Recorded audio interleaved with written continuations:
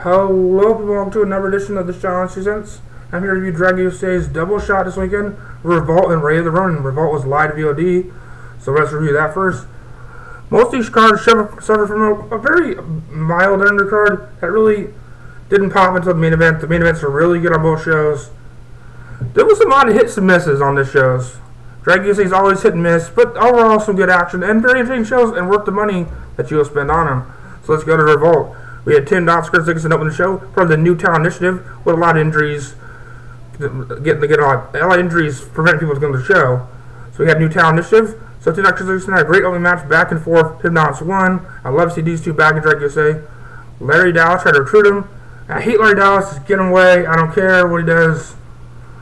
Then we had a good Shine Showcase match with Evil East, the Shine Champion versus Sue Young. Great match, back and forth. I liked it. They worked very hard. Then we had Kill It Conley versus Yosaki San Maria.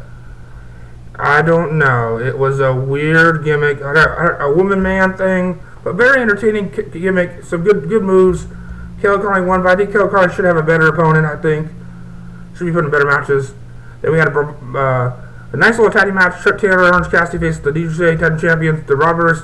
They kind of had to come up with points on the last minute with the Young Bucks not making it. They've been in Japan. So the Gentleman's Club really did a good job. Chuck Taylor has Julians and Orange Cassidy is very funny as his drunk gimmick.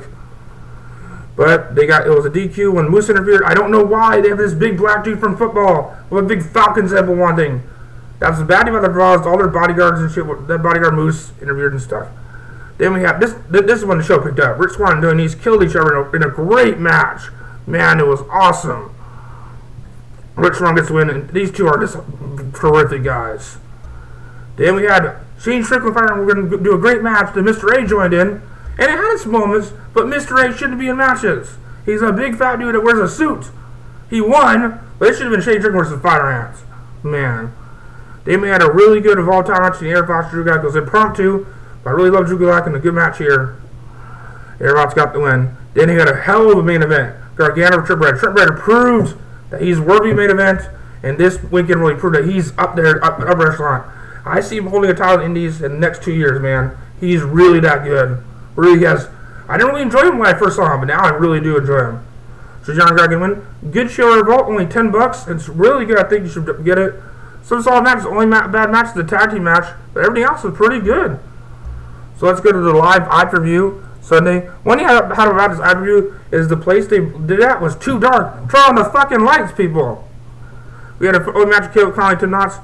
Could have been better than what it was. Kill Conley got the win with the old face. But good open match, got the crowd into it, and I really enjoyed it. Then we had a match, Blake Everett-Blackus for Jay Freddy. Nothing right home about here. Those two new guys. Man, the Newtown Initiative, and this is all you could bring? Really, Gabe? Then we had Yosaki Santa Maria versus Even Page. Didn't really care about this match. Even Page deserves better. Yosaki Santa Maria has a good gimmick, but just didn't flow with me at all. Then in a really good match, Jigsaw defeated Fire in a hell of a match, a lot of great spots. These two had great chemistry. It was just good. Jigsaw needs to be higher up on this card. I love to see Jigsaw face Trent Beretta, face Air Fox. He would be awesome. Then we had a really great tag match. It started off, we had the Premier Ivy Bland, Trent Beretta versus Shane Strickland and Rich Swann. It was pretty good. It was slow off, then all of a sudden it went boom. They hit the gas, it went boom, boom. High spots. It was a spot fest. To end all spot fest, Trent Beretta got the win. Then we had another Bravado Brewers matchup. I wasn't a fan of Bravado this weekend. The tag team matches didn't really get me. It was Davis Drew Gulak and Chucky T. They retained. Wasn't much to me. Moose came out and interfered again.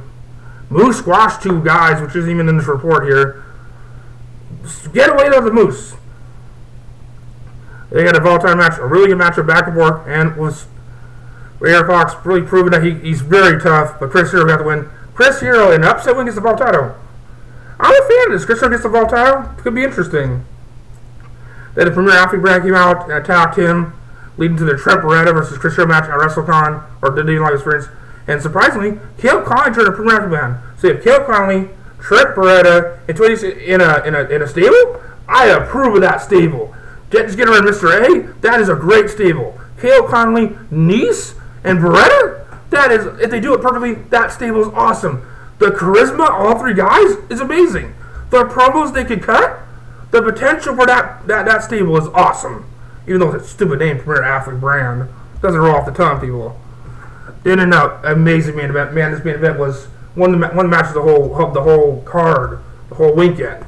Ronin for Gargano, this was amazing. We had fans to get up on their seats and surround the ring beyond wrestling style, and just stop in the ring. But Gargano got the win. He's in there, and Rick Swan came out and said, "Oh, Ricochet wants you." Ain't there building Ricochet, the face Gargano. But this show was really good. It didn't get going until the Jigsaw Fire Ant match, but overall, these shows had hits and misses. But overall, I think DGUSA did good. Not their best shows, but overall, decent shows, I thought.